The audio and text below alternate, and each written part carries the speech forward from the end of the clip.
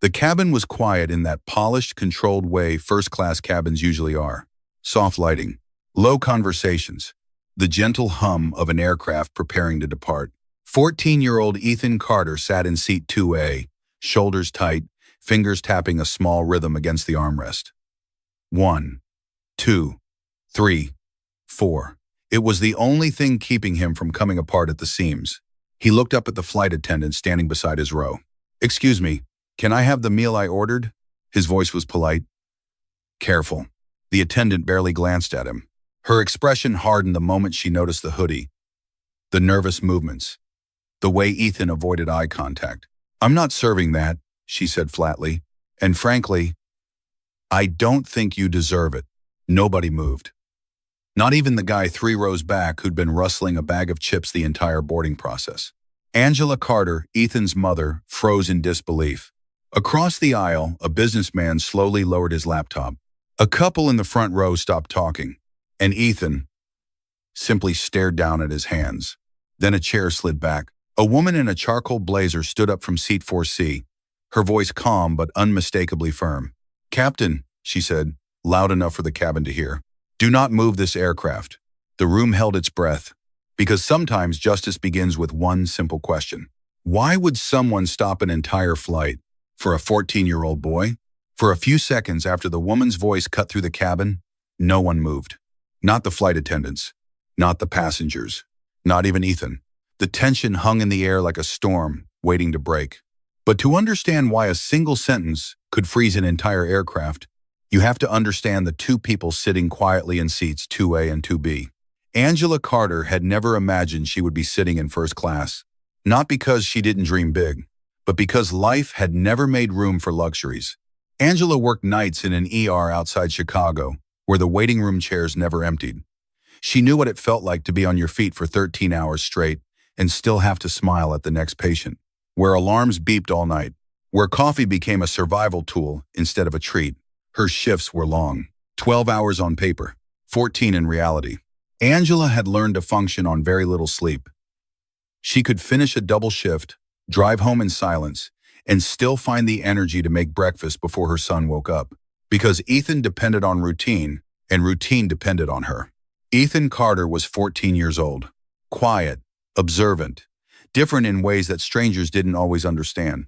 He was autistic. For Ethan, the world often felt louder than it did for everyone else. Sounds layered on top of sounds, lights too bright, conversations too fast. But where some people saw difficulty, others saw something extraordinary. Math was the one place where nothing could surprise him, no ambiguous tone, no facial expression to decode, no unspoken rule he'd accidentally broken. Just logic, clean and honest.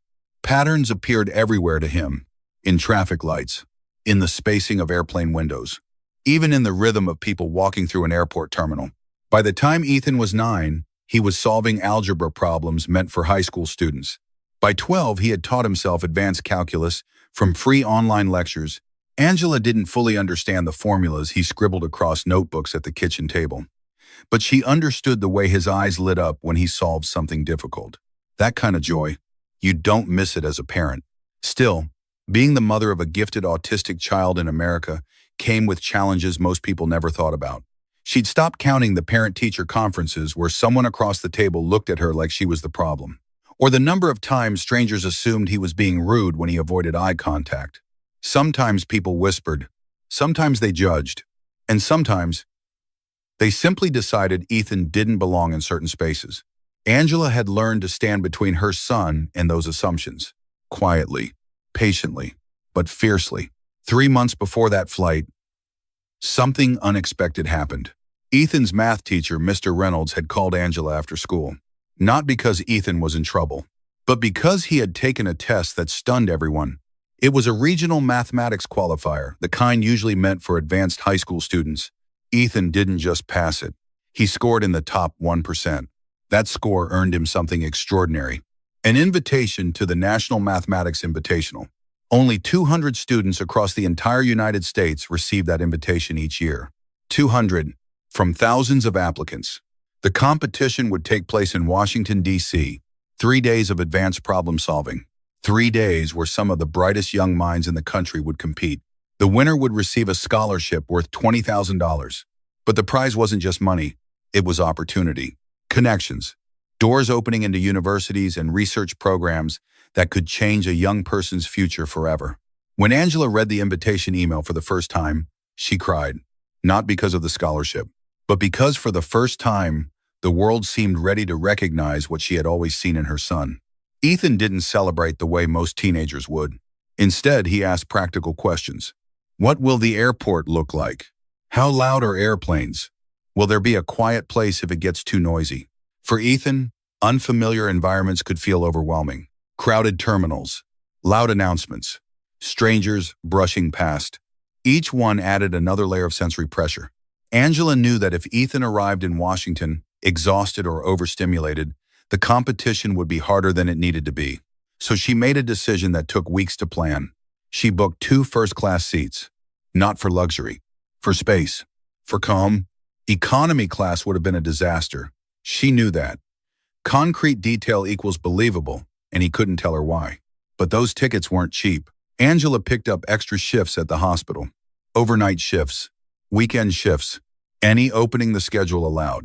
She cut back on groceries, canceled a streaming subscription, even sold a few things online that she no longer used. She kept a white envelope in the kitchen junk drawer, tucked behind the takeout menus they never used anymore. Every extra 20 went in. Slowly, the amount grew. And one night, after another long shift, Angela finally opened her laptop and bought the tickets. The moment she clicked confirm, she felt something she hadn't felt in a long time. Relief. Hope. The morning of the flight, Ethan followed a checklist he had written in careful handwriting. Noise-canceling headphones, favorite snack, a small notebook filled with equations, and a soft gray blanket he had owned since he was 8 years old. At the airport, he studied everything. The lines, the gate numbers, the symmetrical patterns of chairs in the waiting area. Numbers made airports feel less chaotic. Angela watched him quietly. Every step of this trip represented years of hard work for both of them. Neither of them noticed the woman sitting a few rows behind them once they boarded. A woman in a charcoal blazer, calm, observant, listening more than she spoke. Because sometimes, the people who change a story the most are the ones nobody notices at first. Before the story continues, think about this for a moment.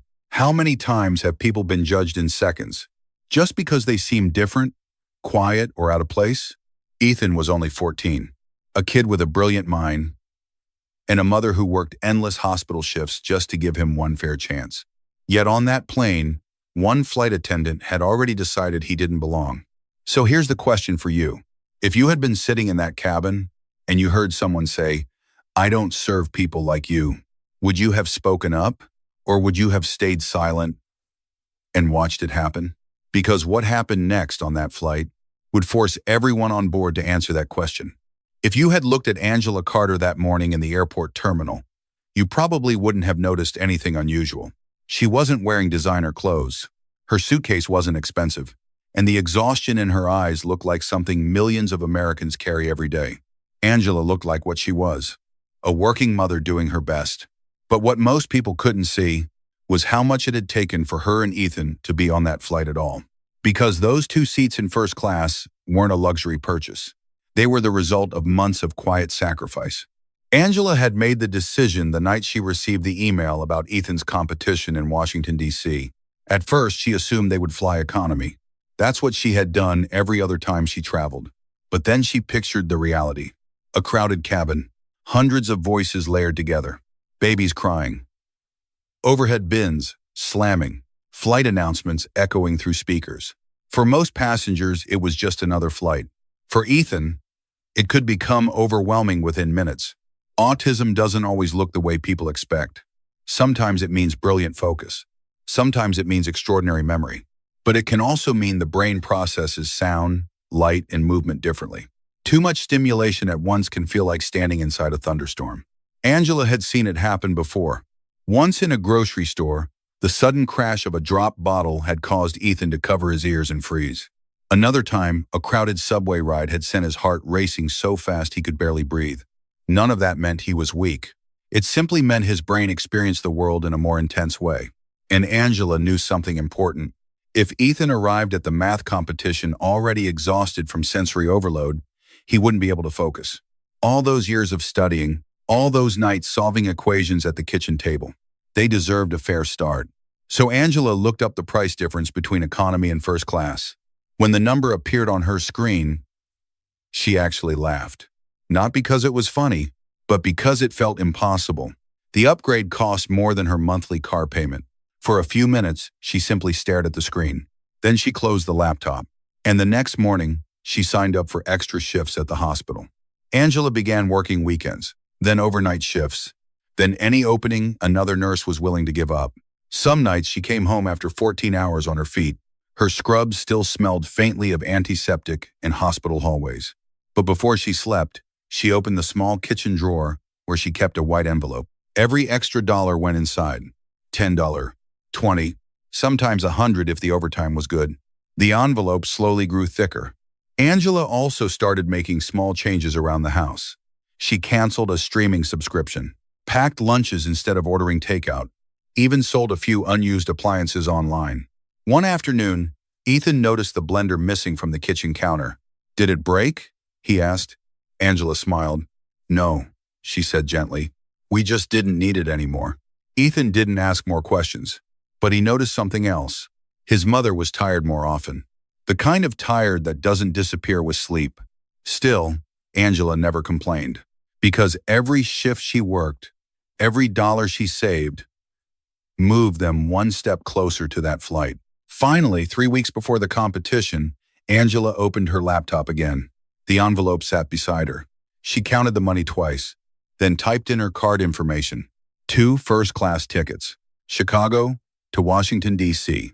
The moment the confirmation email arrived, Angela leaned back in her chair and exhaled slowly. For the first time in months, she felt like the plan might actually work. Not perfectly, not easily, but fairly. That was all she wanted. A fair chance for Herson. The morning of the flight, Ethan noticed something different as they boarded the aircraft. The seats were larger. The cabin was quieter. There were fewer people. Angela watched his shoulders relax almost immediately. And for a brief moment, she felt the stress of the past few months fade away. All those extra shifts, all those small sacrifices, they had been worth it. What Angela didn't know, what she couldn't possibly have predicted, was that the very seats she fought so hard to afford were about to become the center of a moment that would test not just one flight attendant's judgment, but the values of everyone on that aircraft. Because sometimes the real cost of a seat on an airplane isn't measured in dollars. Sometimes it's measured in dignity. After months of extra shifts, careful budgeting, and quiet determination, the day of the flight finally arrived. But for Ethan Carter, travel wasn't something you simply wake up and do. It required preparation, careful preparation.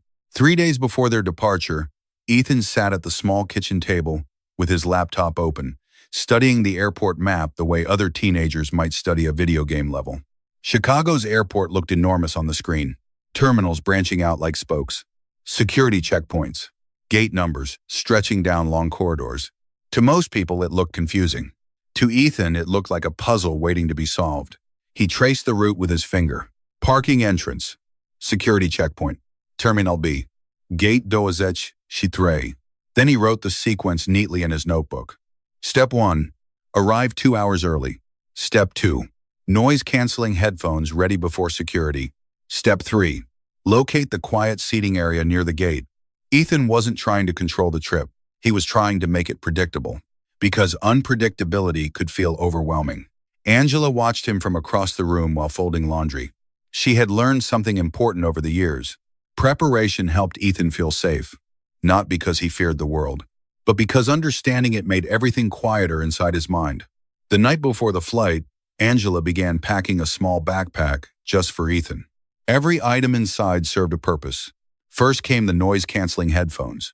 Airports are full of sudden sounds, rolling suitcases, loudspeaker announcements, crowds moving in waves.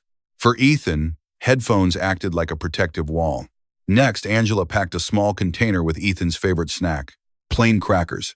Nothing fancy, but familiar food helped him stay calm in unfamiliar places. Then came a few small objects most people might not understand. 2 smooth stones, a soft rubber ring, and a small fidget cube. These were Ethan's STEM tools. When his hands moved, his mind stayed grounded. Angela had once explained it to a curious teacher this way. Some kids tap their pencil or bounce their leg when they're thinking. Ethan just uses tools to do the same thing. Finally, Angela folded a soft gray blanket and placed it at the top of the bag. The blanket had been with Ethan since elementary school. It traveled with them on long drives, hospital waiting rooms, and stressful days. Not because Ethan was childish, but because familiar textures can bring comfort in overwhelming moments. When the backpack was finished, Angela zipped it closed and placed it beside Ethan's suitcase. Ethan glanced over from the table. "You packed the blanket," he said quietly. Angela smiled. "Of course." He nodded once, satisfied, then returned to studying the airport layout. But there was one more thing Ethan always prepared before a big trip: his notebook. Inside were pages of numbers, equations, patterns, mathematical ideas that had nothing to do with school assignments. For Ethan, math wasn't just homework. It was a place where everything made sense. No confusing facial expressions, no hidden meanings, just logic. Before bed that night, Ethan wrote one more page. Not a formula, just a sentence. Washington, D.C., National Math Invitational. Angela noticed it when she walked past the table. She didn't say anything, but she felt a quiet wave of pride, because every line Ethan wrote in that notebook represented years of perseverance, years of teachers learning how to understand him, years of Angela advocating for him, and years of Ethan proving that being different never meant being less. The next morning at the airport, Ethan followed his checklist exactly as planned. Headphones on before entering the terminal, backpack secured, notebook tucked safely inside. Angela stayed close beside him, but she didn't rush him. She knew that patience was part of the process. And as they finally walked down the jet bridge toward their aircraft, Ethan paused for a moment. He looked out the window at the airplane wings stretching into the early morning sky. "Mom," he said softly, "this plane flies about 500 miles per hour." Angela laughed quietly. "Good thing you're not the pilot." Ethan thought about that for a moment. Then he smiled slightly. Neither of them realized it yet, but in just a short time, that carefully planned, peaceful journey was about to collide with a moment that would test the patience, compassion, and courage of everyone on board. Because sometimes the hardest part of traveling isn't the distance. It's the people who decide who belongs along the way. The jet bridge hummed softly beneath the steady flow of passengers. Rolling suitcases clicked against the floor. Voices blended together in low conversations. Some travelers moved quickly, eager to settle into their seats before departure. Angela placed a gentle hand on Ethan's shoulder as they stepped through the aircraft door. The difference inside the first-class cabin was immediate. The lighting was softer. The rows were wider. Instead of the crowded layout of economy, the seats were arranged with space in between, giving each passenger a little more breathing room. For most travelers, first class meant comfort. For Ethan, it meant something much more important: quiet. He paused just inside the aisle for a moment, taking everything in. The gentle hum of the air system, the patterned carpet beneath his shoes, the even spacing of seats along both sides of the cabin. His eyes moved carefully, counting without realizing it. 2 seats, 2 seats, 2 seats. Symmetry calmed him. Angela noticed his shoulders relax slightly, and she felt a quiet wave of relief. All those extra hospital shifts, all those long nights. This was exactly why she had worked so hard. A calm start, a fair chance. A flight attendant near the entrance greeted them with a professional smile. "Welcome aboard." Her name tag read Laura Bennett. Her uniform was crisp, her posture confident. She had the practiced efficiency of someone who had done this job for years. But as Angela and Ethan moved down the aisle toward their seats, Laura's eyes followed them for just a moment longer than necessary. It wasn't obvious. Not enough for someone rushing past to notice. But there was a flicker of judgment in that brief glance. The kind people sometimes make without realizing it. Ethan slid into seat 2A. Angela took 2B beside him. The seats were wide and comfortable, with soft leather and enough space for Ethan to move without bumping into anyone. He placed his backpack carefully under the seat, headphones around his neck, notebook resting on the tray table. Angela exhaled quietly. So far, everything was going smoothly. A few rows behind them, another passenger had just taken her seat. Seat 4C. Unlike many of the other travelers, she hadn't rushed aboard with a phone pressed to her ear or a laptop already open. She moved with calm confidence. The woman wore a charcoal blazer over a simple white blouse. No flashy jewelry. No loud introduction of herself. Just quiet presence. Her name, though no one around her realized it yet, was Evelyn Brooks. Evelyn settled into her seat and placed a slim leather briefcase beneath the one in front of her. Then she leaned back slightly and observed the cabin. It was something she had learned to do over many years. Watch first, speak later. Across the aisle, a businessman scrolled through emails on his tablet. In the front row, a couple discussed vacation plans in hushed voices. A young professional 2 seats ahead was already asleep. Noise-canceling headphones pulled low over his ears. Everything looked exactly like a typical first-class flight, except for one detail that caught Evelyn's attention. Ethan. He wasn't disruptive. He wasn't loud, but he was different in ways that observant people could notice. His fingers tapped a gentle rhythm against the armrest. 1, 2, 3, 4. His eyes moved carefully around the cabin, cataloging details others ignored. Seat numbers, lighting patterns, the shape of the overhead compartments.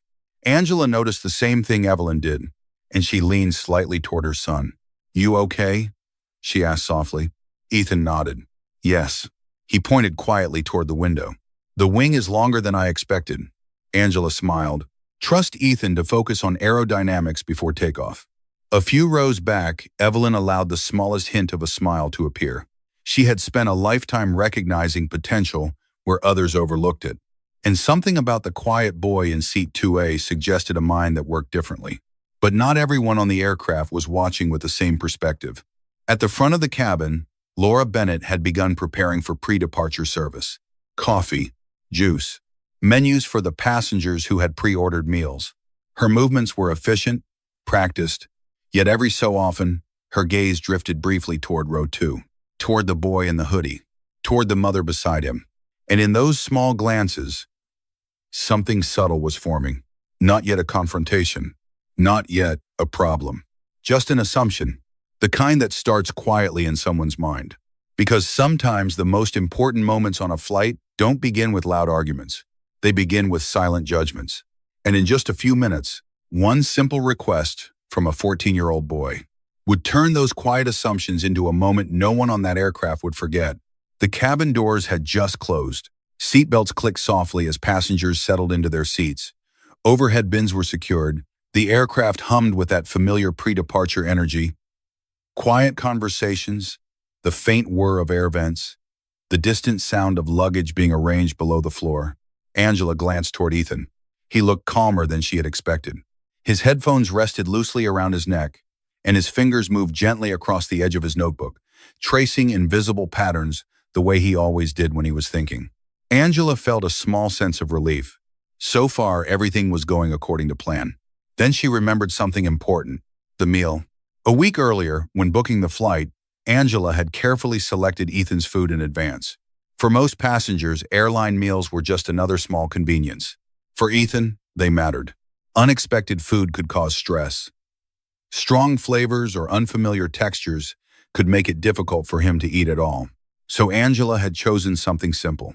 Plain chicken pasta, no heavy sauce, no strong seasoning, just something predictable, something safe. Angela leaned slightly toward the aisle and raised her hand politely as Laura Bennett walked past with a tray of drinks. "Excuse me," Angela said gently. Laura paused, though the expression on her face was more mechanical than welcoming. "Yes?" Angela kept her tone calm. "My son pre-ordered a meal when we booked the flight. The plain chicken pasta." She smiled slightly toward Ethan. "He does better when he eats something familiar before a long trip." Laura's eyes shifted toward the boy in seat 2A. For the first time, she looked at him more carefully. The oversized hoodie, the quiet posture, the small, repetitive movement of his fingers. Something about the scene seemed to trigger an assumption in her mind. A quick judgment, one she didn't say out loud, but one that showed in the slight tightening of her expression. Laura checked the small tablet in her hand. Then she shrugged lightly. "I'm sorry," she said. "That meal isn't available." Angela blinked once. "That's strange," she replied politely. "I confirmed it when we checked in." Laura gave a thin smile. "Well, Sometimes those requests don't go through. She began to move down the aisle again. Angela hesitated. She wasn't trying to cause trouble, but she also knew Ethan had been expecting that meal all morning. "Are you sure?" Angela asked gently. "If you could just check the galley." Laura stopped again. This time her patience looked noticeably thinner. She turned slightly and glanced again at Ethan. Then back to Angela. "We don't have it," she said flatly. The tone in her voice had shifted. Less customer service, more dismissal. Ethan had been listening quietly the entire time. Now he spoke for the first time. His voice was soft. Careful. "Excuse me," he said. Laura looked down at him. Ethan continued. "I ordered the plain pasta because strong flavors make it hard for me to eat." His words were factual, not emotional. Just an explanation. Laura stared at him for a second longer than necessary. Then she sighed quietly.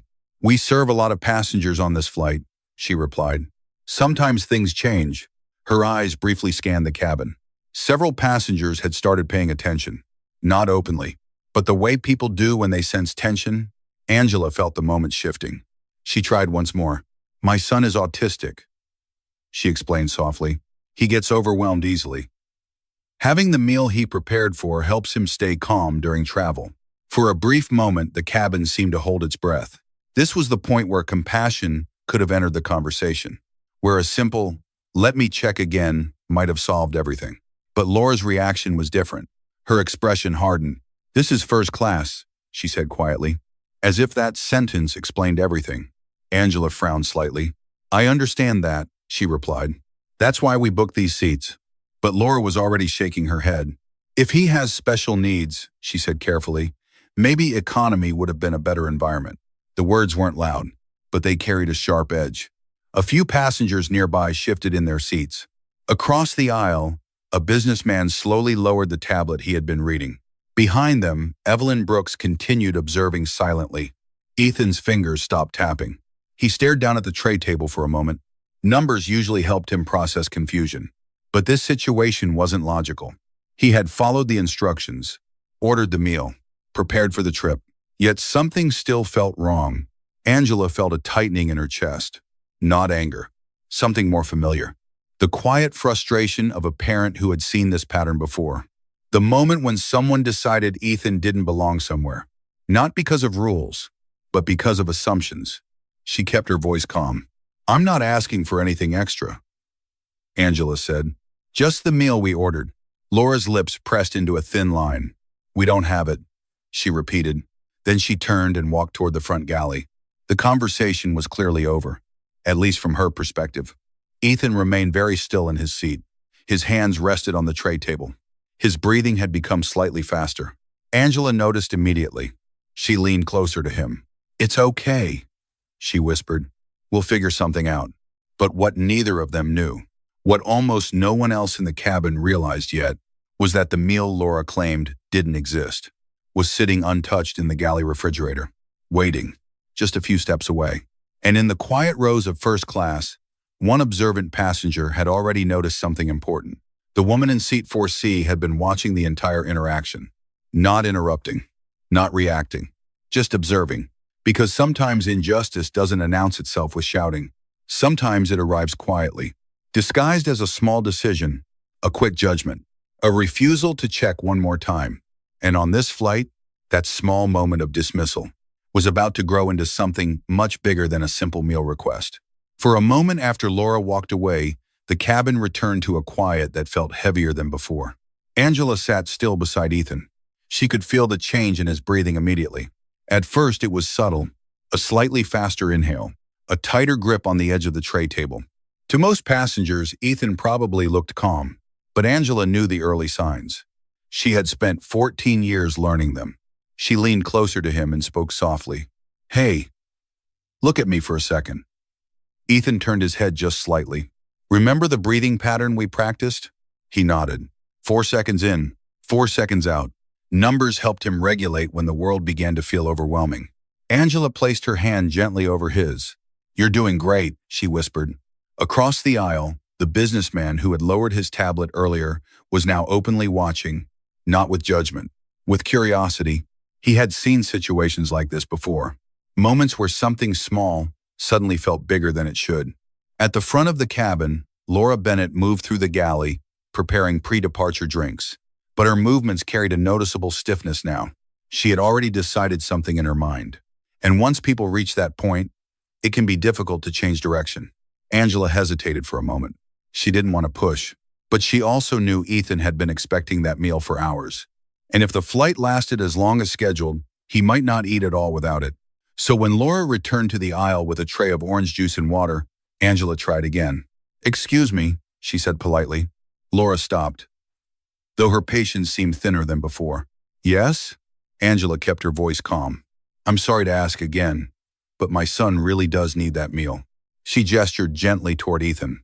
"He has autism, and routine helps him stay regulated during travel." The food we ordered was part of that routine. For a brief second, the words hung in the air between them.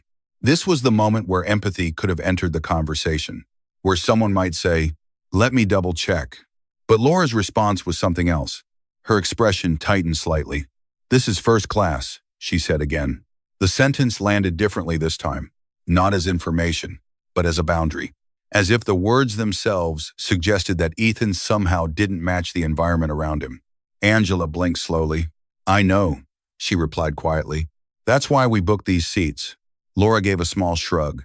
"Well, first-class service follows a specific process," she said, "and we can't always accommodate special situations." The phrase "special situations" lingered uncomfortably. Across the cabin, a couple in the front row exchanged a glance. Something about the conversation was beginning to draw attention. Ethan had remained silent the entire time, but now his hands began moving again. Faster. His fingers tapped the tray table in a quick rhythm. 1, 2, 3, 4. 1, 2, 3, 4. Angela noticed immediately. She leaned closer. "It's okay," she whispered. "We'll figure something out." But Ethan's breathing had changed. The steady rhythm Angela had helped him establish earlier was beginning to break. The sounds of the cabin seemed louder now. The low hum of the engines, the rustling of magazines, even the faint clink of ice in someone's drink glass. When sensory overload begins, the brain struggles to filter noise. Everything arrives at once.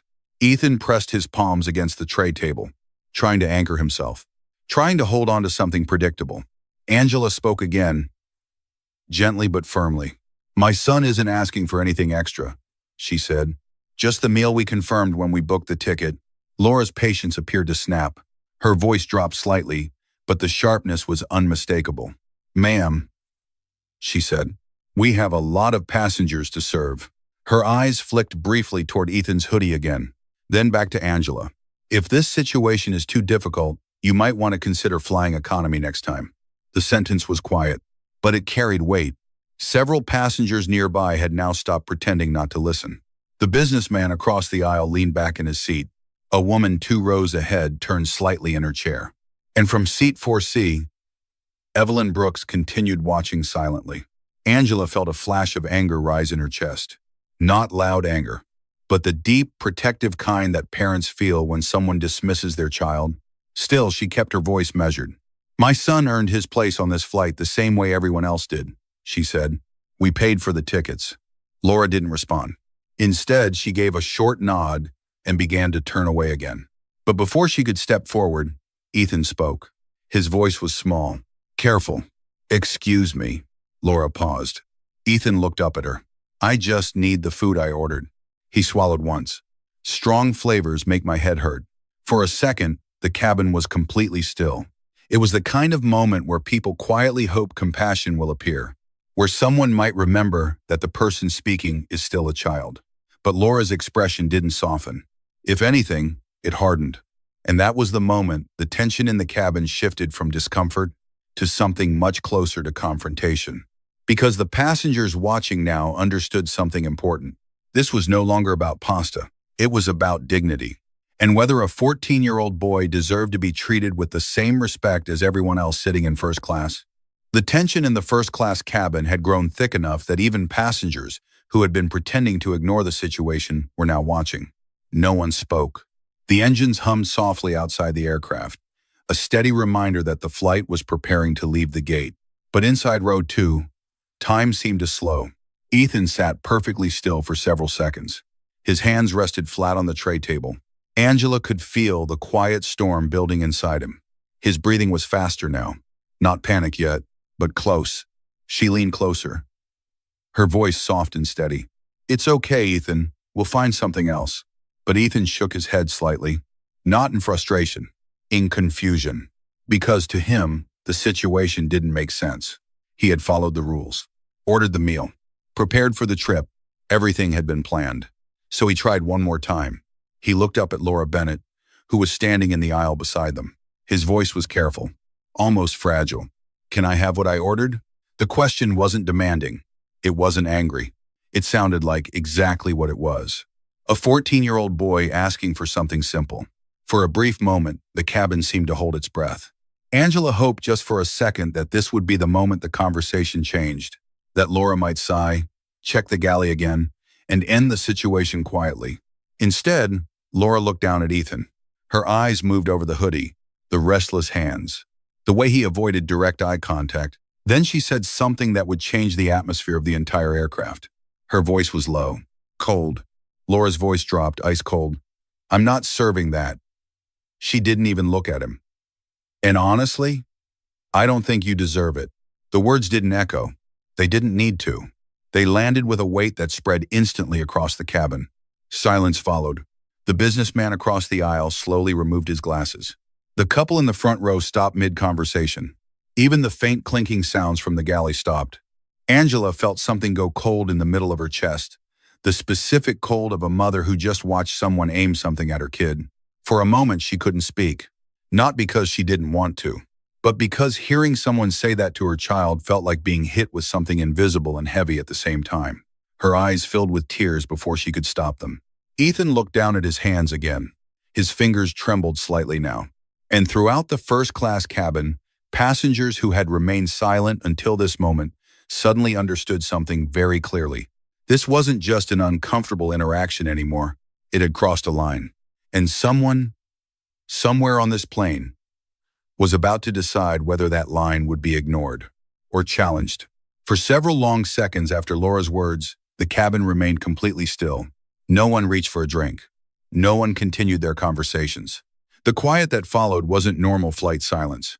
It was the kind of silence that happens when people realize something wrong has just taken place, and everyone is waiting to see what happens next. Angela felt tears building in her eyes. She quickly wiped them away, trying not to let Ethan see how deeply those words had hurt. But Ethan had already heard them. He sat motionless, staring down at his hands as if trying to solve a problem that didn't have numbers. Across the aisle, the businessman who had been watching finally leaned back in his seat. He looked uncomfortable. Several passengers exchanged quiet glances. Because moments like this place people in a difficult position. Speak up or stay silent. And then, from a few rows behind, a chair moved. The sound was small, but in the quiet cabin, it seemed loud. Seat 4C. The woman in the charcoal blazer stood up slowly. Her movements were calm, unhurried, but there was a quiet authority in the way she stepped into the aisle. Evelyn Brooks had been watching the entire interaction. Every word, every reaction. Now she spoke. Her voice wasn't loud, but it carried clearly through the cabin. "Excuse me." Laura turned, slightly surprised that someone had interrupted. "Yes, ma'am?" Evelyn's expression remained composed. She gestured gently toward Ethan. "Why is this young man being denied his meal?" The question was simple, direct. For a brief moment, Laura seemed caught off guard, but then she recovered quickly. "Oh, it's just a misunderstanding," Laura said smoothly. "The passenger requested something we don't have available." Her tone had shifted back to professional politeness, the kind used when other customers were watching. Evelyn didn't respond immediately. Instead, she studied Laura carefully. Years of experience had taught her how to recognize the difference between confusion and avoidance. Then she asked another question. "Did you check the galley?" Laura hesitated. "Just for a second." "We already verified the order earlier," she replied. "The item isn't on board." Evelyn's eyes didn't leave her. "Who verified it?" That question created a small pause. Laura glanced briefly toward the front of the cabin. "I did," she answered. Another moment of silence passed. Then Evelyn spoke again. "Would you mind checking one more time?" Laura's smile tightened. "It really isn't necessary." Evelyn's voice remained calm, but there was something firm beneath it now. I think it is. Several passengers were openly watching now. The atmosphere in the cabin had shifted. What had started as a quiet disagreement was becoming something much more visible. Finally, Laura turned toward the galley with clear reluctance. "Fine," she said under her breath. She disappeared behind the curtain leading to the service area. Inside the galley, another flight attendant stood near the storage compartment, preparing drink trays. Laura spoke quickly. "The passenger in row 2 says he ordered some special pasta." "There's nothing back here like that, right?" The other attendant frowned slightly. "Row 2? She opened the refrigerated storage drawer. Inside were several labeled meal containers prepared for first-class passengers.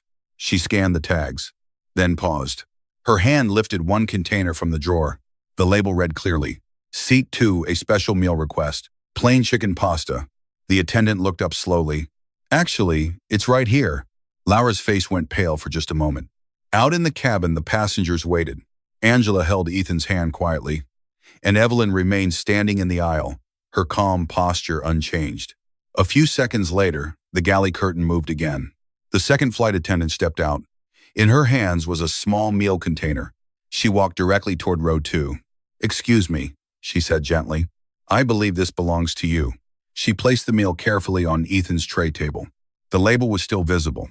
"Seat 2A, plain chicken pasta." The truth didn't need an announcement. It was sitting there in plain view. And as the quiet realization spread through the cabin, every passenger understood exactly what had just happened. The small meal container rested quietly on Ethan's tray table. Plain chicken pasta.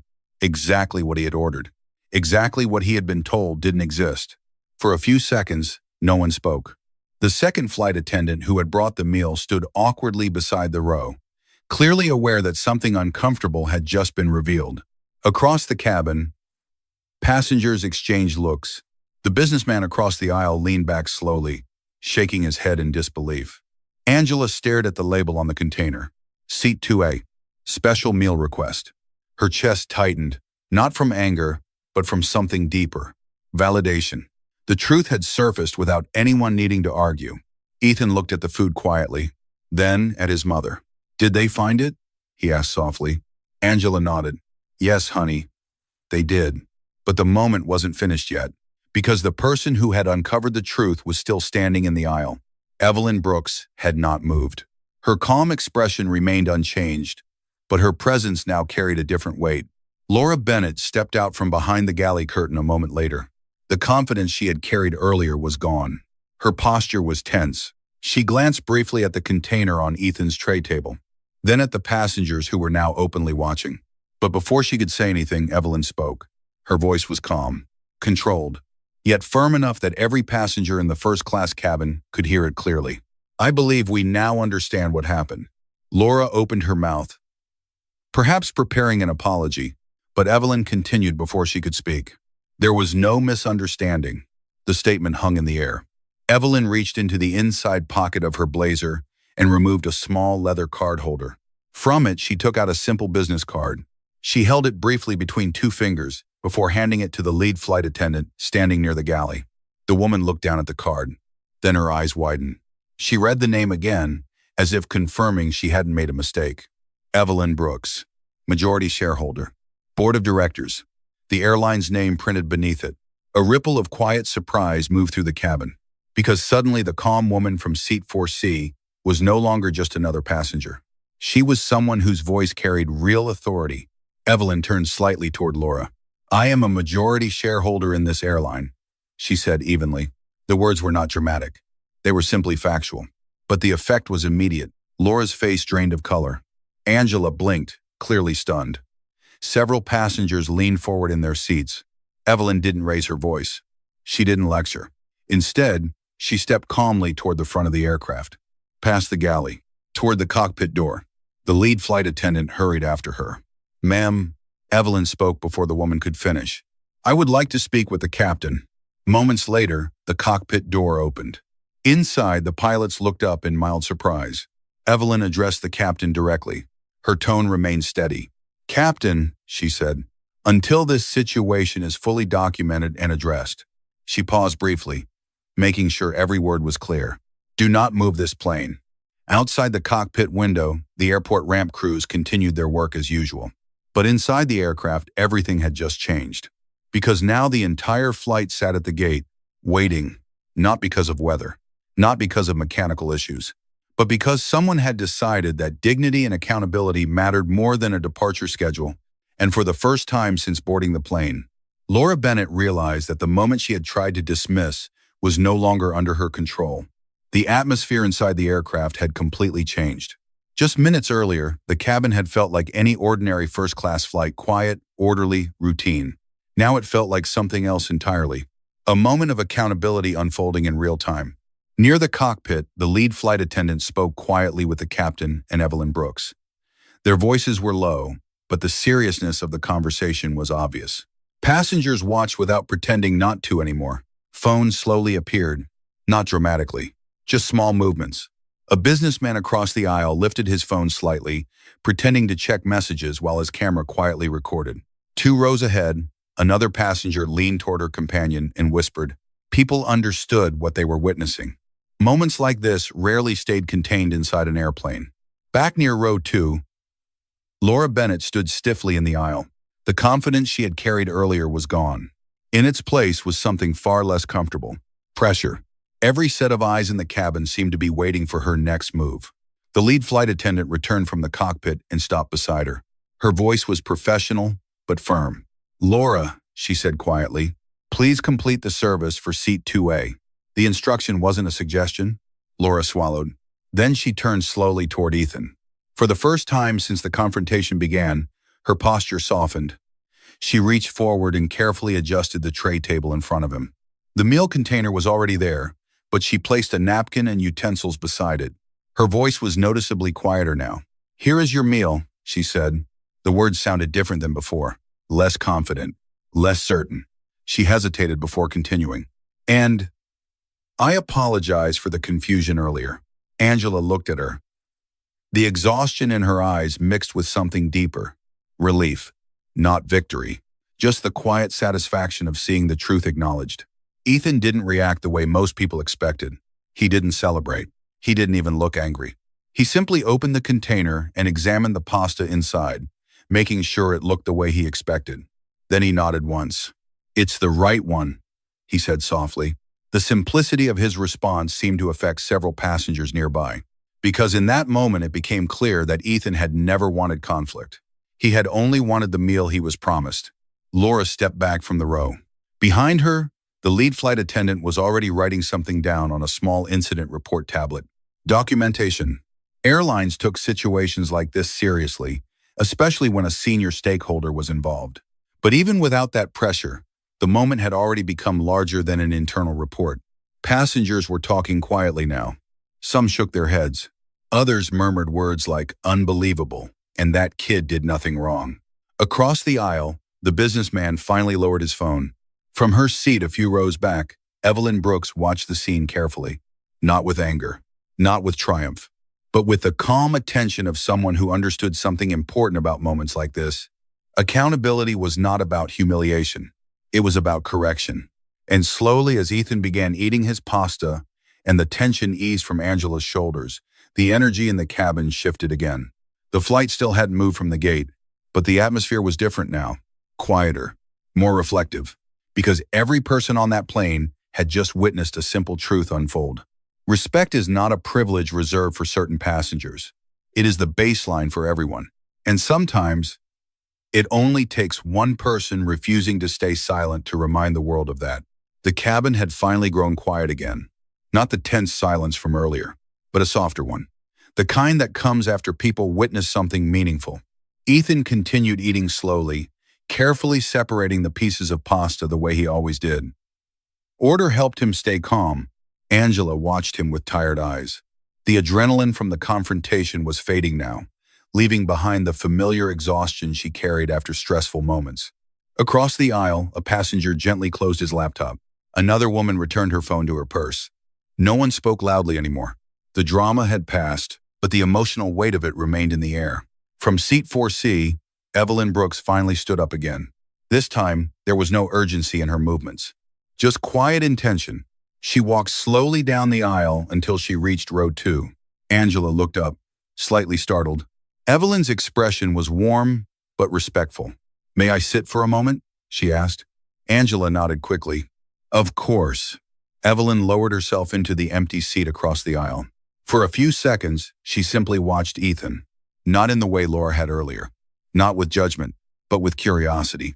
The kind adults sometimes show when they recognize something special in a young mind.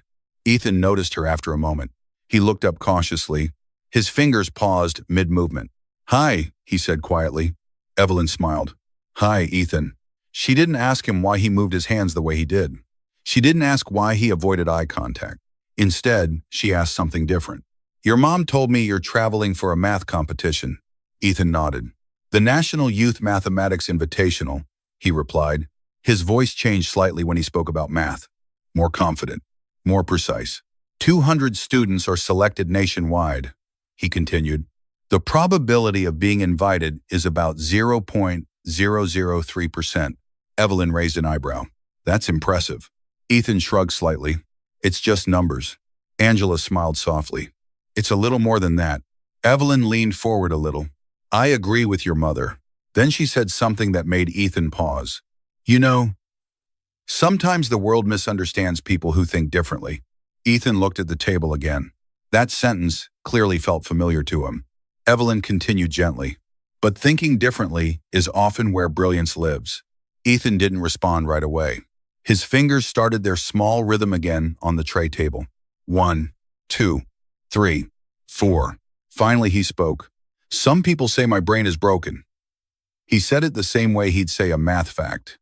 Flat, certain, like he'd heard it enough times that it had stopped feeling like an insult and started feeling like a definition. Angela's face tightened instantly. She hated when he repeated things like that. But before she could respond, Evelyn spoke calmly. Ethan, you are not broken. Her voice carried the calm authority of someone who meant every word. You are brilliant. Ethan blinked. He looked up again, clearly unsure how to process that statement. Adults rarely spoke to him that directly. Evelyn smiled slightly. The world needs people who see patterns others miss.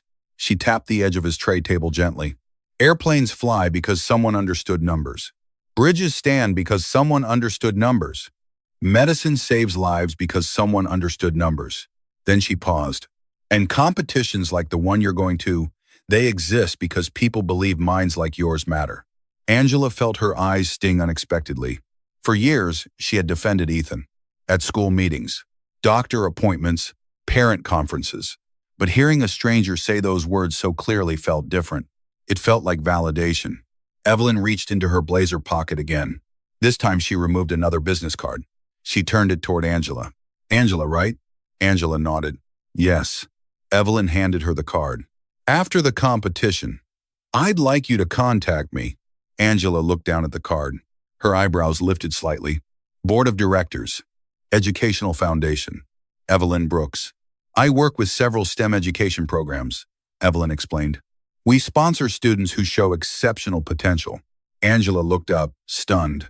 You mean scholarships? Mentorships, Evelyn corrected gently. Research opportunities, advanced programs, connections to universities. She glanced at Ethan again. Students like Ethan shouldn't have doors closed just because their path looks different. Angela held the card carefully, almost as if it were fragile. I don't know what to say. Evelyn smiled. You don't need to say anything. Then she leaned a little closer. Just make sure he keeps doing what he does best. Angela looked at her son. Ethan was now carefully counting pieces of pasta again, completely unaware that the trajectory of his future might have just shifted. Angela exhaled slowly. I will. Evelyn stood up. Before returning to her seat, she looked at Ethan once more. Good luck at the competition, she said. Ethan nodded. Thank you. Then, after a moment of thinking, he added something simple. I like math. Evelyn chuckled softly. I had a feeling. As she walked back toward seat 4C, the plane cabin remained quiet. But something important had changed. Not just accountability, opportunity, because sometimes the most powerful moments don't come from confrontation. They come from someone choosing to recognize potential where others only saw difference.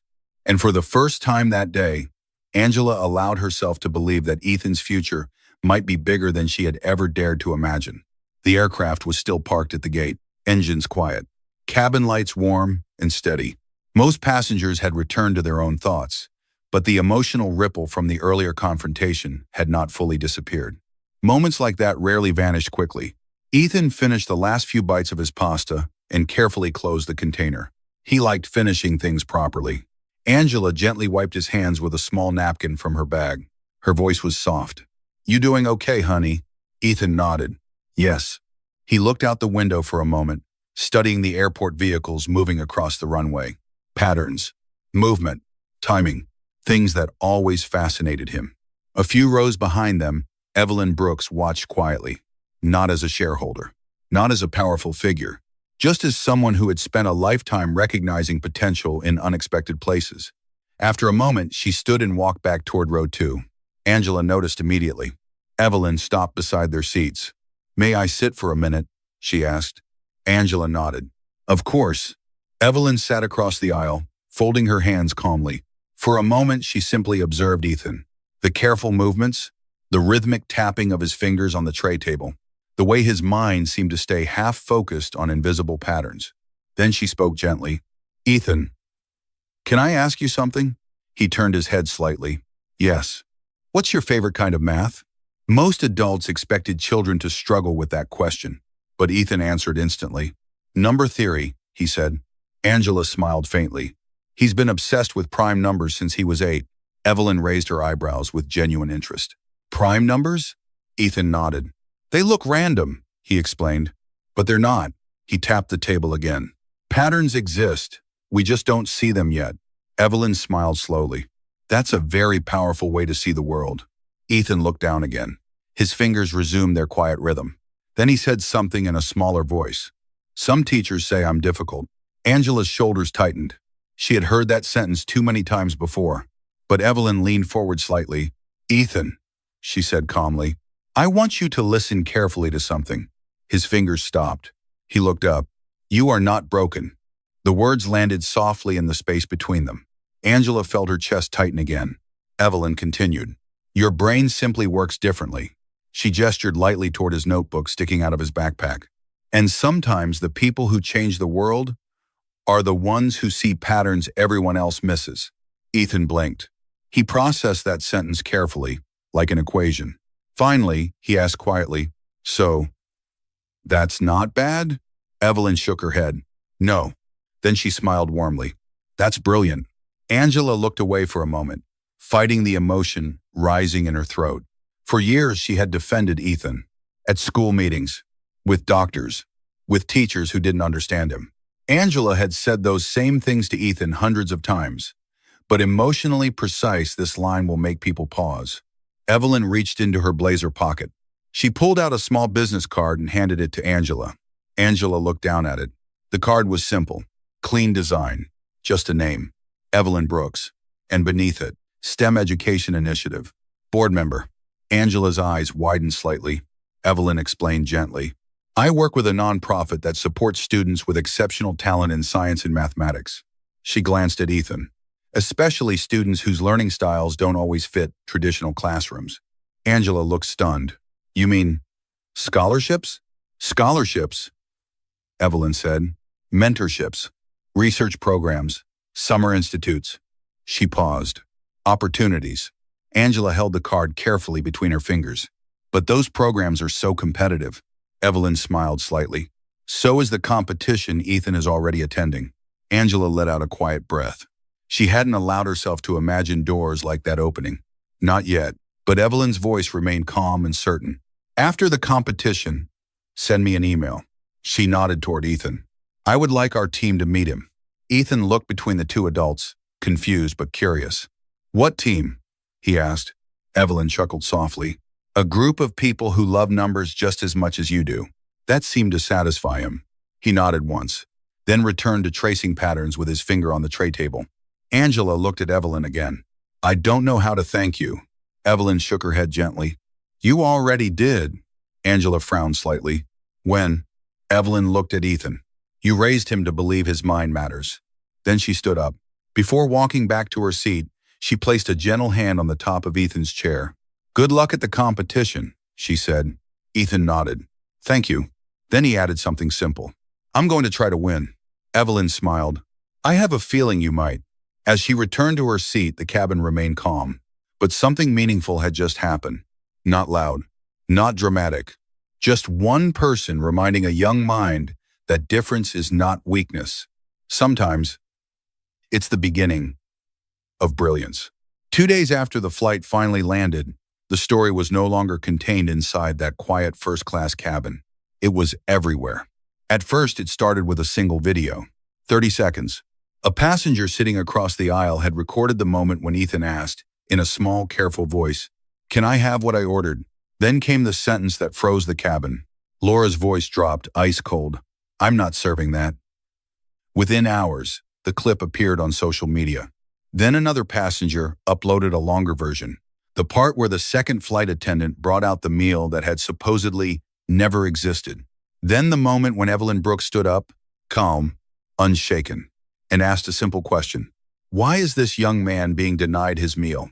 By the next morning, the video had spread across the internet. Millions of views.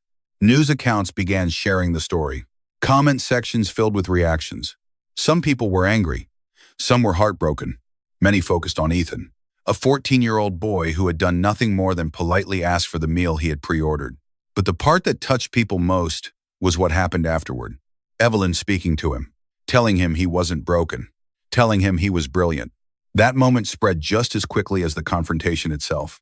Because in a world that often moves too fast to notice quiet kids, someone had taken the time to see him. 2 days later, the airline released an official statement. The message appeared across their website and social media platforms. The company apologized publicly to Angela Carter and her son Ethan. They acknowledged that the situation on the flight did not reflect the airline's values. They also announced an internal investigation. The result came quickly. Laura Bennett, the flight attendant involved in the incident, was placed on immediate suspension. Within a week, the airline confirmed that her employment had been terminated.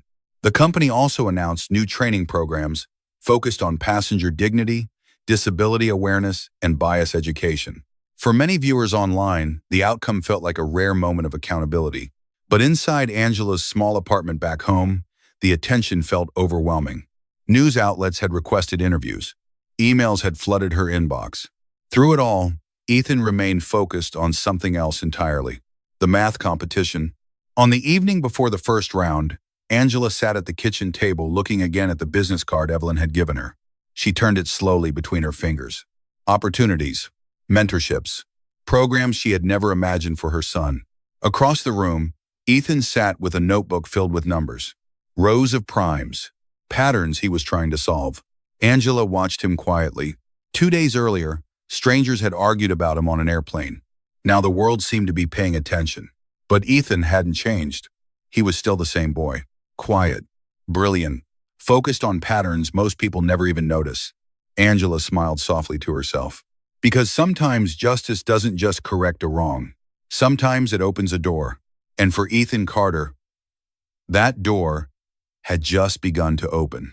3 days after the flight, Ethan Carter walked into a large university auditorium that felt very different from an airplane cabin.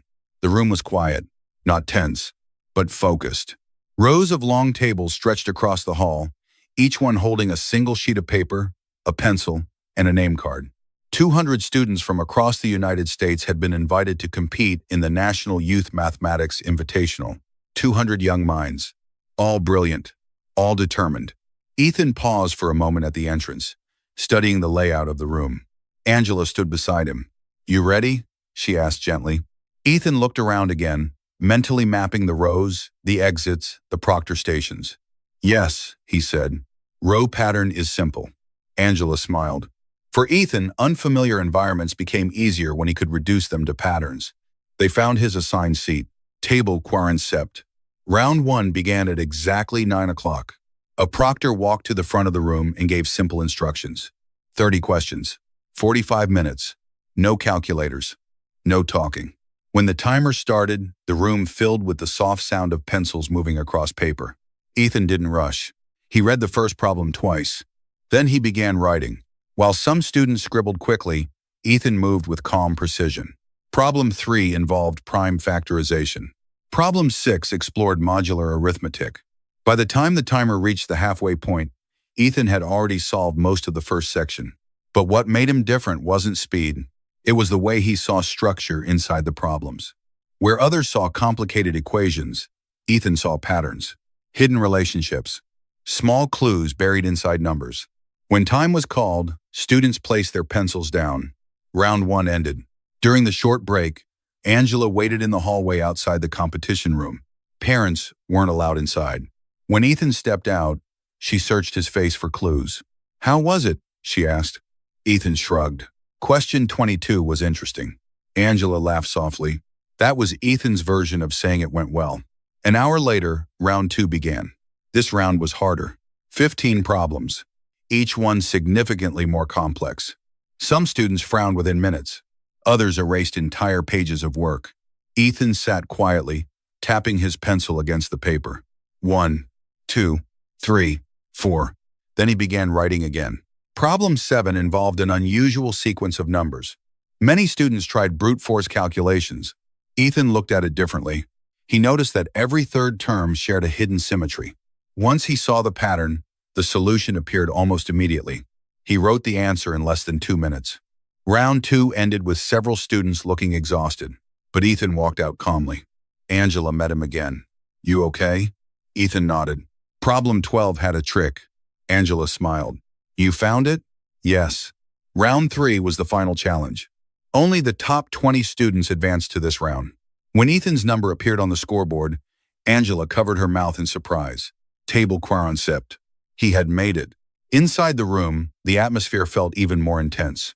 These final problems were designed to test creativity, not just knowledge. Only 5 questions, but each one could take an hour to solve.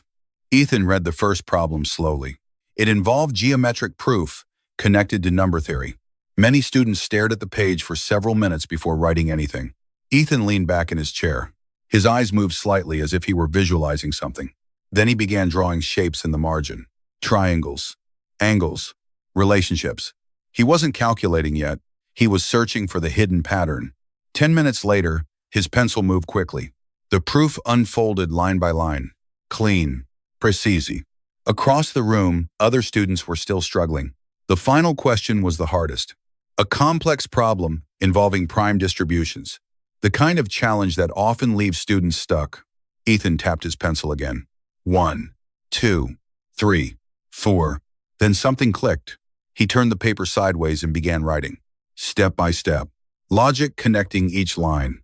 The kind of reasoning that mathematicians spend years developing. When the final timer ended, the room filled with exhausted silence. Students slowly walked out. Angela stood near the hallway again. Her heart pounded. Ethan approached her with the same calm expression. "How did it go?" she asked. Ethan looked thoughtful. "The narrator commentary must be outside the quote." Angela laughed nervously. "I'm taking that as a good sign." Ethan nodded. "Yes." Hours later, the finalists gathered in the auditorium for the announcement. Angela sat in the back row, her hands clasped tightly together. On stage, the competition director stepped to the microphone. In third place, applause. In second place, more applause. Angela held her breath. And this year's National Youth Mathematics Invitational champion, he paused. Ethan Carter. For a moment, Angela didn't move. Then the room erupted into applause. Ethan stood slowly, confused by the noise. But when he reached the stage, the audience rose to their feet, not just for a winner, but for a young mind that saw patterns the rest of the world was only beginning to notice.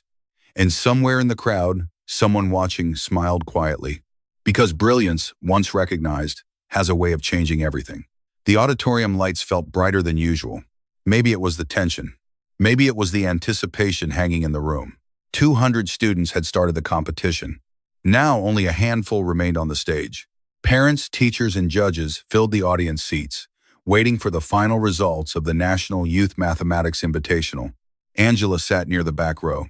Her hands were clasped tightly together, not in fear, but in disbelief. Just a week earlier, she had been arguing with a flight attendant who refused to serve her son a simple meal. Now that same boy stood on a stage surrounded by some of the most brilliant young mathematicians in the country. Ethan stood quietly among the finalists. His posture was calm. His eyes scanned the ceiling lights above the auditorium, as if he were studying their symmetry instead of worrying about the outcome. The competition director stepped forward to the microphone. In third place, a name was called. Applause filled the room. Angela's heart pounded faster. Ethan remained still. In second place, the director paused. The room grew completely silent. Ethan Carter. For a moment, Angela didn't breathe. Then the audience erupted into applause. Ethan blinked, surprised by the noise, but he walked forward calmly when his name was called again. A large silver trophy was placed in his hands. The applause continued as a scholarship certificate and prize envelope were handed to him. $20,000. Funding for advanced academic programs. Mentorship opportunities. Doors opening that Angela had never imagined possible. Ethan looked down at the trophy carefully, studying the engraved numbers and patterns along its base. To him, it wasn't about the applause. It was about the achievement, the problems he had solved, the patterns he had discovered. But in the audience, Angela could no longer hold back her emotions. Tears streamed down her face, not from sadness, from relief, from pride, from years of struggle finally being recognized. She remembered the long hospital shifts, the nights studying with Ethan at the kitchen table, the teachers who said he was too difficult, the moments when people misunderstood him, and she remembered the airplane. The moment someone told her son he didn't deserve something as simple as a meal. Angela wiped her eyes as Ethan stepped off the stage. When he reached her, he held the trophy awkwardly in his arms. "Mom," he said quietly. "Yes?" she replied, still emotional. "I think problem 5 was the reason." Angela laughed through her tears. "Of course you do." She pulled him into a tight hug. The crowd around them slowly began to disperse. But in that moment, nothing else mattered. Not the cameras, not the competition, just a mother and her son, a boy who saw patterns the world was only beginning to understand, and a mother who had believed in him long before anyone else did. Sometimes justice doesn't arrive in loud victories.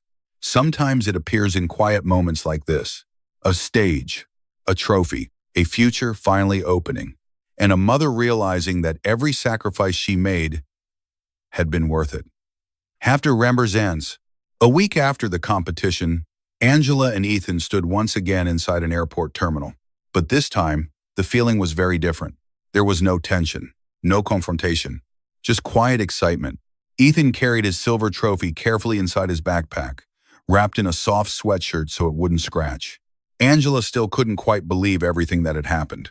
Second place in the entire country, a $20,000 academic prize, and something even more important, opportunity. Near a row of large windows overlooking the runway, a familiar voice called out, "Angela." Angela turned. Evelyn Brooks walked toward them, her calm presence exactly the same as the day they met on the plane. Angela smiled immediately. "It's good to see you again." Evelyn nodded warmly. "I heard about the competition." She looked at Ethan. Second place in the nation. Ethan shifted slightly, unsure how to respond to praise. "It was a good set of problems," he said. Evelyn chuckled softly. "I have no doubt." The three of them sat together near the window. Planes taxied slowly outside, engines humming in the distance. Evelyn opened a folder she had brought with her. Inside were several documents. "Our foundation spoke with a few universities this week," she explained. She slid one paper across the table toward Angela. "This is a mentorship program for advanced math students." Another document followed. "A summer research institute," then another, and a scholarship track that begins in high school. Angela stared at the papers in disbelief. "These programs are incredible." Evelyn nodded. "And Ethan belongs in rooms like these." Ethan listened quietly while tracing small number patterns in the condensation on the window beside him. After a moment, he reached into his backpack and pulled out a small notebook. It was the same notebook where he had spent years writing equations and prime number sequences. He flipped to a blank page. Angela noticed him writing something slowly, carefully, letter by letter. When he finished, he looked at the sentence for a moment. Then he closed the notebook. Angela leaned closer. "What did you write?" Ethan turned the notebook toward her. On the page were 5 simple words. 5 words. No equation, no proof required, just a 14-year-old kid writing down the one thing he'd spent his whole life being told to question and deciding finally that it was true. Angela felt her eyes fill with tears again. Evelyn noticed too. She smiled quietly. Because sometimes The most important victory isn't a trophy. It's a young mind finally believing it belongs. At 30,000 feet, status fades. But character and courage always rise. Sometimes the biggest changes in life begin with something very small. Not a speech, not a grand plan. Just one person choosing to speak up at the right moment. On that flight, it started with a simple request from a 14-year-old boy. Can I have what I ordered? A small question, but the response revealed something deeper. Assumptions, judgment, the quiet ways people can be dismissed before anyone truly sees them. If no one had spoken up, the moment might have passed unnoticed. The plane would have taken off. Passengers would have gone on with their day. And Ethan might have carried another invisible weight into a world that already misunderstood him. But one person stood up. One calm voice asked a simple question. And that small act changed everything. It changed the atmosphere of an entire aircraft. It reminded a cabin full of strangers that respect is not optional. And it helped a young mind realize something powerful about his own worth. Days later, Ethan stood on a stage holding a national math trophy. Not because someone rescued him, but because someone refused to ignore what was right in front of them. Brilliance, potential, a future waiting to unfold. The truth is, moments like this happen every day. In classrooms, on buses, in workplaces, in quiet spaces where someone feels unseen. And sometimes all it takes to change the direction of a life is one person willing to say, wait a moment, this isn't right. Because in the end, a single act of courage can do more than stop a plane. It can change a future.